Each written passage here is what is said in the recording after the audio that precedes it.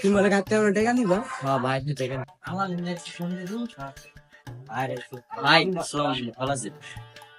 ভাই 500 টাকা দেন ভাই ভাই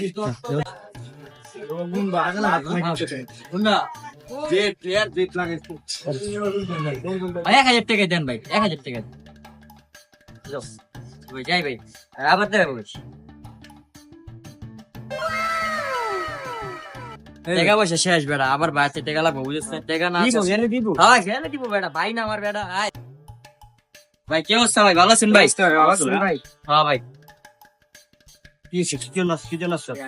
ভাই আবার টাকা লাগবে ভাই টাকা শেষ ভাই আর টাকা দিলে ভালো হয় ভাই ভাই ধন্যবাদ ভাই যাই ভাই হতে ভাই